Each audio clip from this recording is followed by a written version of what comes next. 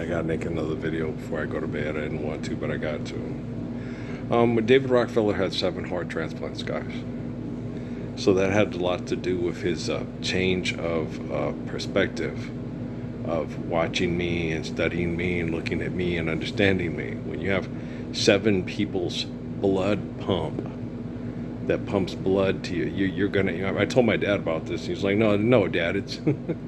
Try to explain to him, you can't just take somebody's eye out and put it in somebody else's head and not have visions of what that other person saw.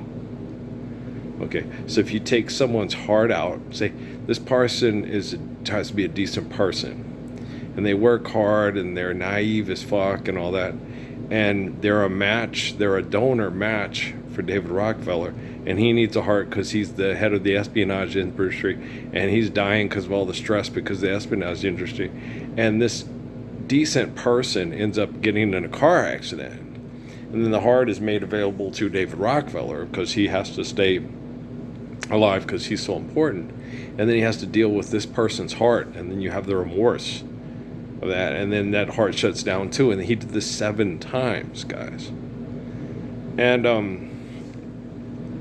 And I told people that, like what happened with my mother with the cancer industry.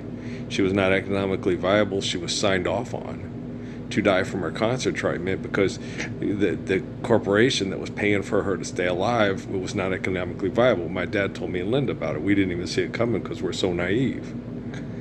We thought they would be stand-up people and do the right thing. We didn't see it like business people. We saw it like human beings. And then after Dad told us what happened, I was like, God damn, we didn't look at it that way. We didn't see it that devious. He did. He was able to look at it that way. We weren't. Me and Linda were both doopy doopy doo, doopy doopy doo. We were like Nani, Peter's dog with Yoshi and shit. And so, yeah, and then people, no, guys, you're living the Lord's Prayer. Okay, it changed David Rockefeller. Organ donation changed David Rockefeller, yes. Okay, because he had decent people's hearts. He had Woody Harrelson's heart, or from what was the name of that, 7 pounds? You know what I'm saying? And so, Woody Harrelson gets his eyes, and he's going to see that car crash before his wife dies. That's going to be hard on him, right? And guys, when you think that sacrificing your physical life to save other people from physically dying, that's just a mental placebo. What saves us from destroying each other with our selfishness and our delusions of human grandeur is living the perfection of eternal, truthful understanding of faithful love. And if you guys don't understand that, that the guy on TV with the picture of his pretty wife, dating these 4 organs to keep these people alive, that's to give good propaganda to the industry, like the kids staying at the hard house with the thing and stuff like that. That's to make the state makes you feel safe. The reason why your family's in the hospital getting heart surgery is because you live near the freeway and your dad has to work 2 jobs, and just see what I'm saying. And so these acts of this is state indoctrination, state manipulation to manipulate into what's perceived as advantages or better human evolution for people that perceive that. It's not evolving, it's unraveling the mystery. No, there is no mystery to eternity, and there's no mystery to the essence of eternity. Turning your ego into a theory that tries to eliminate the humility of wisdom isn't going to stop people from killing people to get there. And now we have stem cell things so they can replicate, try to replicate a heart, and then the only reason they're looking at fixing it's insane. And then so you sit and wonder, is like, are they fucking up the planet because there's some kind of alien type of occupation thing? I was like, no, that's not going to work, because it's not. In order to maintain the rotation of the planets and what is where the symbiotic relationships of what we have right now with what they're doing now and throwing off the planet, if it goes to an extreme, once it fixes itself, a symbiotic relationship that cannot exist in the right balance and harmony for the existence of this planet to maintain life as we know it, that's not like dinosaurs but Homo sapiens and Homo erectus and stuff. Everything happened for a reason, and throwing off those reasons, there is no Dredge, there is no Titan AE, there is no Guardians of the Galaxy, there is no Josh Brolin Bogglesack chin guy thing. No, there is no Galactus, there is no Ultron, there is no Dr. Doom, no. Okay, your ego has already been checked by your own devices, your own invention. Okay, quantum computing, before they took me to Sierra Vista, was already cognizant of what I was going to think, do, and say when they took me there. They were just arrogant in thinking, and I think what threw them off was each other setting each other up and giving each other wrong information from their technology on what they said was going to happen, to trap the other liar and their lie, to target the other liar as being the most heinous offender on natural laws, to get technology to have to eradicate them because they were the biggest threat to the planet species. And that seems to be the most logical diagnosis murder, I'm Dick Van Dyke, of Quincy medical examiners going on right now with the rigor mortis of all this stupid shit. So they're watching this stupid shit with Tiffany Haddish. Don't be afraid of the president. No. Donald Trump is more of a puppet for DC than Tiffany Haddish is a puppet for Hollywood. Okay. Oh yeah. Man, guys. When I was at Fort Huachuca, we can't get them to do anything they don't want to do. We can program people like we're programming a video. They are so arrogant, so pretentious, so broken, so insane. And because of what's happening in the world today, you can't expect, because of the way you're raised and the way they explain things, you expect the smart people in China and Japan to be more intelligent than the assholes here. And you're like, no, that's not true. When you look at Hirohito and you look at what they did with Suzuki, and you look at, and in China what they did with Sun Yat-sen, it's like, no, and you look at what they've done historically, the Great Wall of China, the bounding of the feet, the Good Earth, the Boxer Rebellion, the Chiang Kai-shek, the Mao Zedong. And so, and what the assholes in Japan have done, Godzilla propaganda movies and stuff, and Pokemon, and the sexual manipulation of, and this. So expecting a world full of selfish, manipulative, lying, egotistical assholes, okay, to get better because of the people that are manipulating us with this is wrong thinking. And so, that's why Suzuki keeps telling me that, Sun Yat-sen, they're acting like dogs, Parsons. Does that make you a dog? Teach them to be men. And, they're not listening. And that's what Suzuki's big thing is. And he goes, so, you have to be the focal point of a human being that's not Spock's brain, that can navigate through this and maintain the logic and the reason, the intelligence of Solomon's brain, of Krishna and Buddha's brain, of the swordsman of Japan's brain, of Confucius's brain. And they can't help me physically like you guys can. Okay.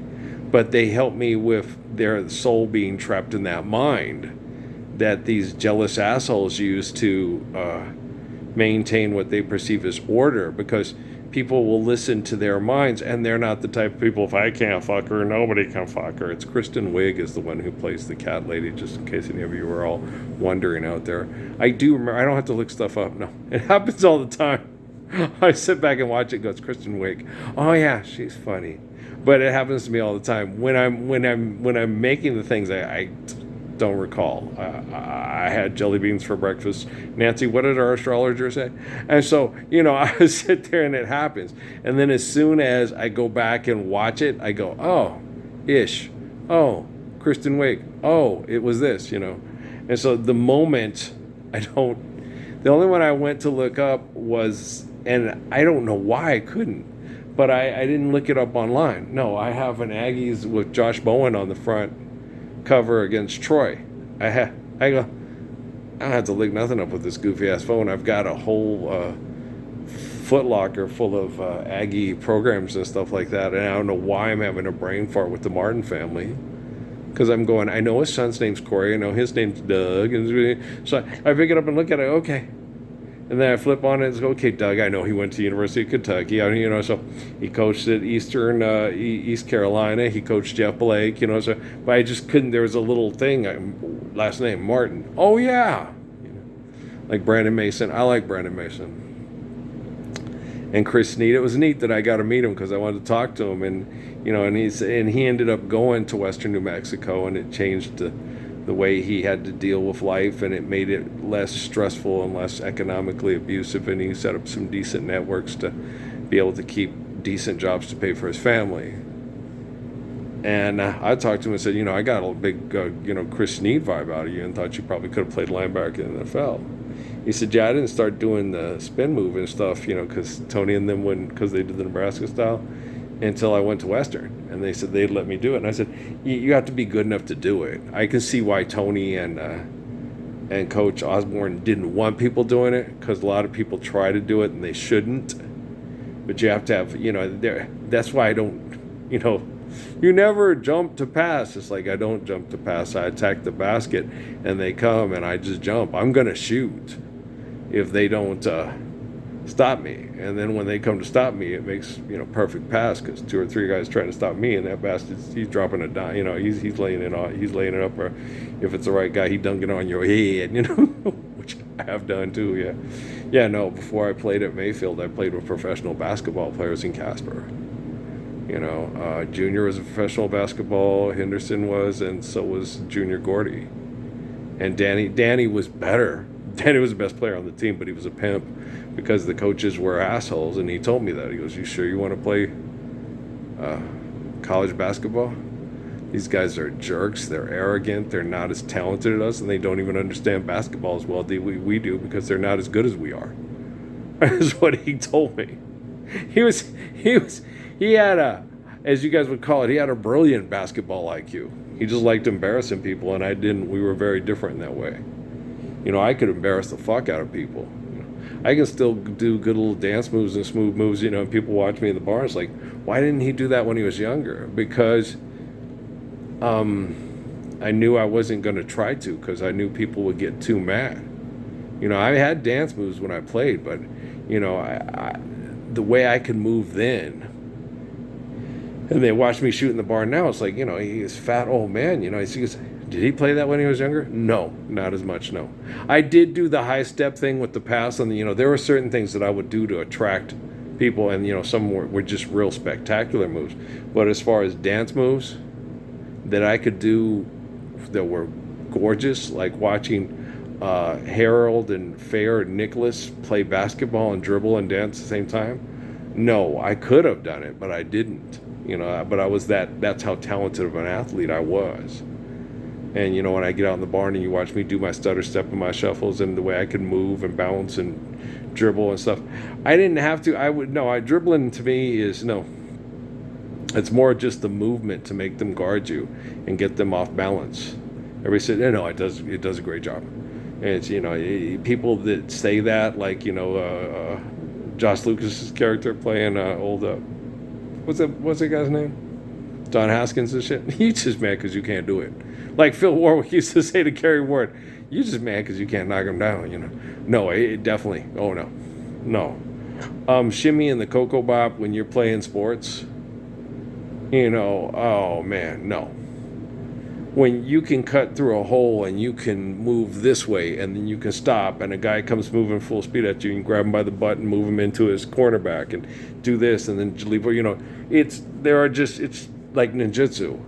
And when people, that's why Bobby, God dang, he goes, you jump in the air and you can move around people. You can be jumping towards a basket and go 2 feet out of your way in midair, and off of people, and the ki and the chi, the chi that provides would literally like be a force that would move me around other people when they came running at me. It was definitely something to watch. That's why when Keith watched me play, he's the best basketball player I've ever seen. You've never seen anybody move like that, but you got to understand the energy that flows through my body is far more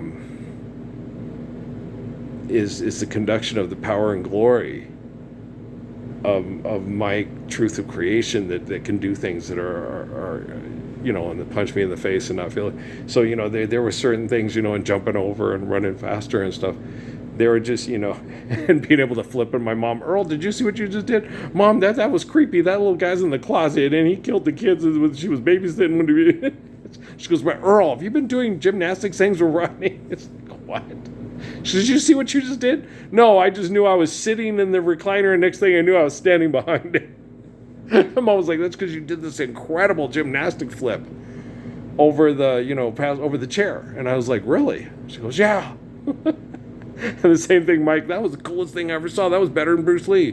When Bob's mom Bob's mom didn't know. She was not impressed. She was pissed. All she saw was there was a kitchen knife sticking in her brand new leather sofa. She saw red. She didn't see it. Mike saw it, and he thought it was the coolest thing he ever saw. I was like, that was the coolest thing ever that I've seen. He had seen Bruce Lee movies. He was like, that's better than a Bruce Lee movie. He goes, Earl, you were lounging back on the couch, and you had one foot on the coffee table, and you pushed yourself off the coffee table, and you flipped up in the air. Okay? And you were having your lounging, and you didn't, you pushed and just pushed off with your thing. Next thing you knew, you flipped up and your foot went up near the ceiling and you were standing behind the couch watching the knife go into the couch. And I was like, yeah, I know I did it. I just didn't see it happen. I just felt it. Like what happened with Chris and what happened when I was running against Garrick, Brian Skibiak, I didn't see me do it. I just felt it happening. With Brian, with Chris, when I jumped over him, I thought I was going to get flipped again because guys had done that to me, but I was up way too high. He was like,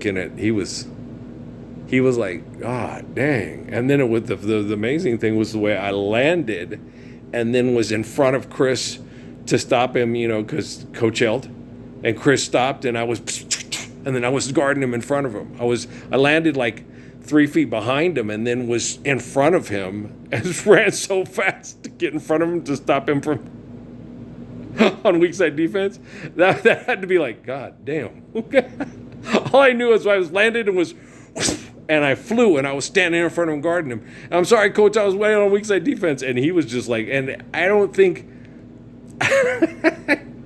the coaches really realized what they just saw and what happened. You see this kid come and jump over, his head is up even or above the rim and he's flying and he thinks he's going to get tripped again, and the kid just stops him like a deer in the headlights and watches him land. And I leaped over him and landed on the ground. And when I landed, I didn't go out of bounds like Brian did when he did the thing. I landed and I stopped quickly, not to stop the ball. So I was able to stop on a dime and run to get between Chris and the basket. So I was playing weak side defense, help defense. And it was, when I sit back and observe it and analyze it through other people's eyes and other people seeing it, and I'm just like, yeah, that's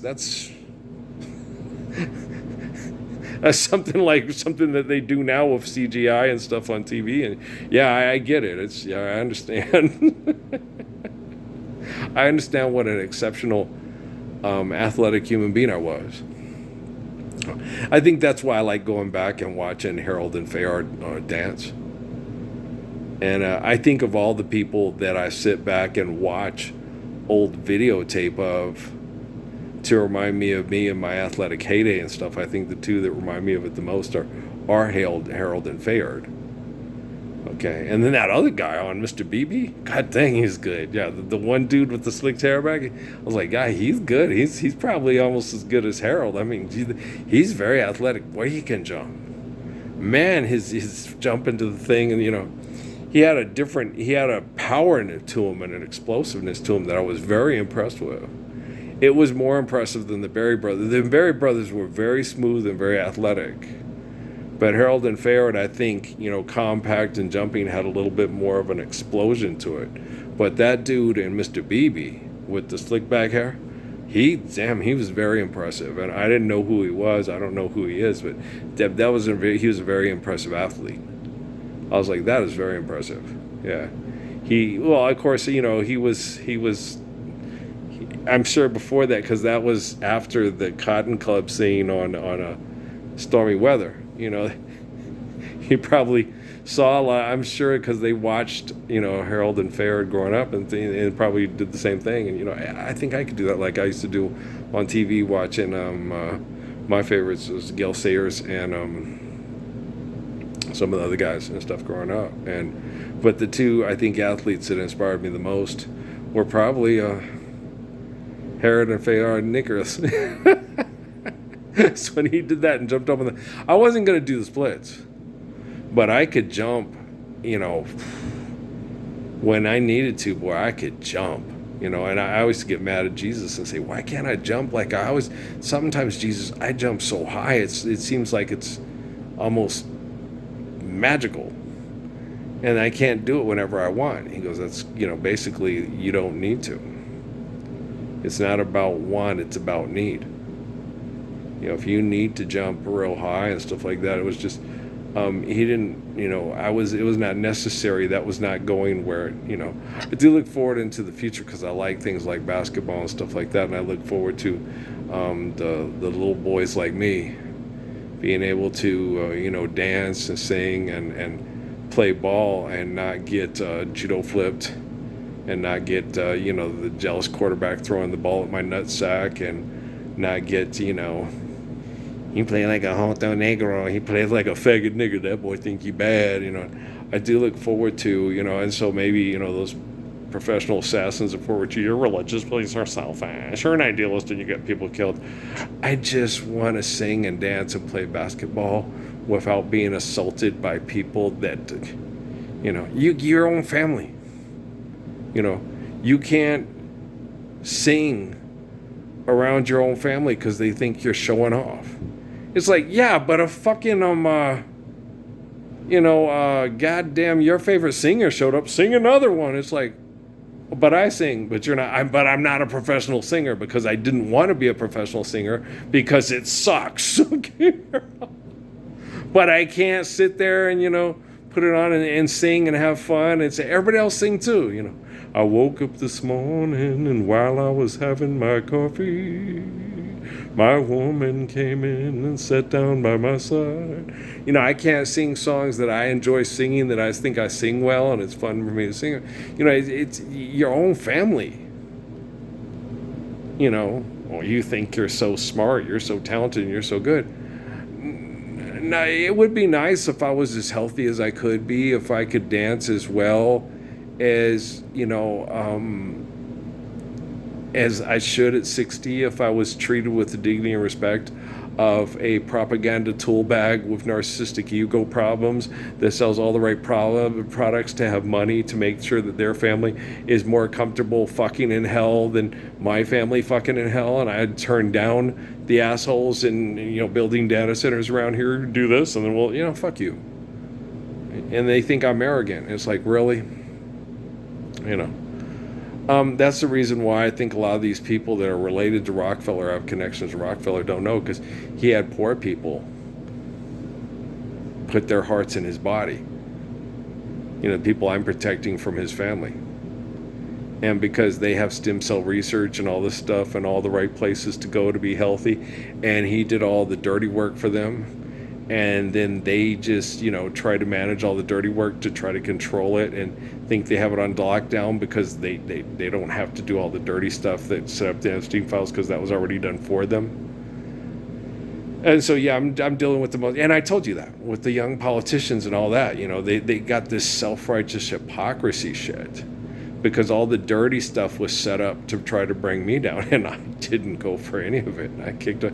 Patrick didn't go for anything. He was protecting innocent children from them, and he was abused by the manipulation of his mother through their science projects and their building their legacy of their science projects off of the science projects that tried to destroy me and Patrick and it affect Amy and her kids and all that stuff, and they're trying to act like it didn't happen and kill everybody with depression and linguistics of genocidal operations through dysfunctional chemical poisoning economics and act like it's not happening. It's happening.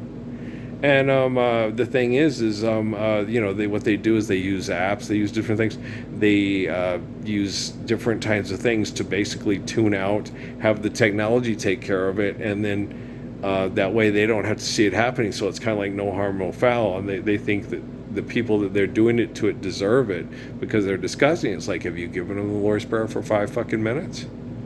You think if the Lord's Prayer is a standard, that this kind of bad brain activity is going to reboot itself every 10 minutes, every time somebody plays a video game or watches one of your old fucking movies or your new fucking movies that are worse a lot of times than your new old fucking movies? Oh yeah, fuck you. Okay. So I don't have a lot of patience for what these people are doing.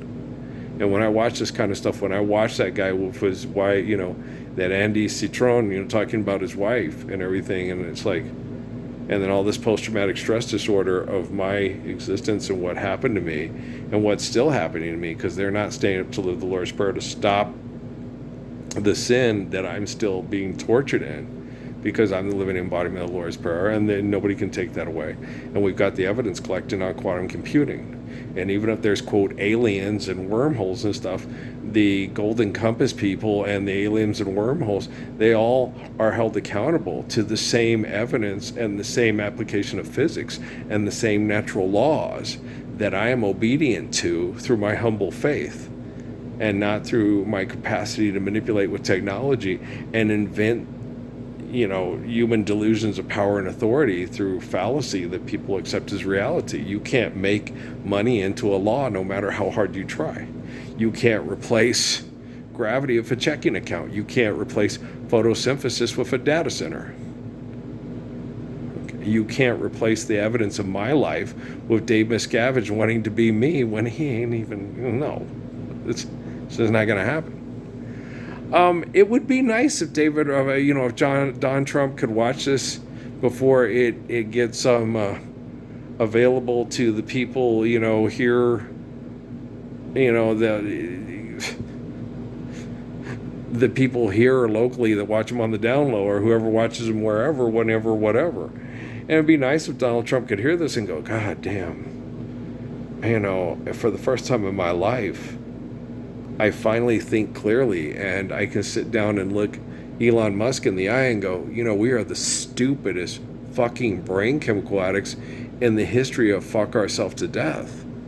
I've made everybody in my life miserable by being selfish instead of help make it more of a blessing by being a blessing to them and seeing them as a blessing for me. We've never been a blessing to one another because I'm so fucking selfish and it affects them. And I don't want to, I'm like with Arlene, with, Arnold Joseph, we ain't doing this no more, And look at, Victor throwing the goddamn beer bottles off the tailgate of the pickup truck, and realize this is destroying his life because we can't deal with life and we can't handle it. Just because we can't get the fucking post office and the Jesuit priests and all those to listen to us and respect, Chief Joseph's religion doesn't mean, that we Coeur d'Alene's and we Nez Perce still can't exist to the best of our ability. We live on an Indian reservation, and if we manage, the money they give us to manage our resources and not drink beer to feel sorry for ourselves, but take care of our house like, Thomas and his grandmother, and remember our old ways and go fishing and come back with some fish. And on the 4th of July, we'll say, fuck the 4th of July. We'll pick a day that's more important to our relatives, and we'll have everybody make some salmon patties and some fry bread and tell them you can drink their yak piss. And we were dumb enough to make yak chips too, like Tiswin and other bullshit. But that's just because you can't get your way. And when you can't get your way because you're selfish, you destroy everything beautiful in your life that you need to be a servant to one another, to not be selfish. That the best love we can give one another is the purity in our hearts that appreciates our ability to appreciate the glory of the gift of life through loving one another. Right? Okay. I'm going to go to bed, and we'll talk tomorrow. And I'm just going to keep working on this. Any day now, we can wake up tomorrow and everything will radically change. We don't need no data centers. We don't need no price tag. We just want to make the world dance. I just want people to be able to rest. If they want to dance, they can dance. But if they don't have to get up and pay extortion and be part of extortion and be part of propaganda to try to make the state look like the great protectors of the children because their dad has heart surgery today, it's like, okay, just forgive that and trespass, love on eternal faithful peace. Walk away from the state. Tell the state, I love you, but your technology and your money ain't real, but my family is. Okay? I can't get Marianne back. I can't get Michelle back. I can't get Shelby back. I can't get Trisha back. I can't make up for lost or any kind of time for what happened to me and Steffi, me and Law, me and Amy, me and everybody. Okay? But I can continue to have the evidence collected on quantum computing of how to be a perfect righteous person like Job and Jonah and Jesus and John and the others before me, to get you to understand the true meaning of the words, of the thoughts, words, and actions of the eternal faithful prayer of my religion, which is their religion too. Okay, guys? And if you can't believe in that, I've got the evidence collection on quantum computing to prove it beyond any reasonable doubts, and you don't. So, you can take luck, but that's just a word you invented for pixies that piss on your windshield and a pot of gold at the end of the goddamn Limerick rainbow of when Joseph was a young man. Mary shall have cherries and Joseph shall have none. Hey, just stand up for a Lord's Prayer and stop acting like a drunk dumbass at the bar. All right? I love you. All right? Peace out.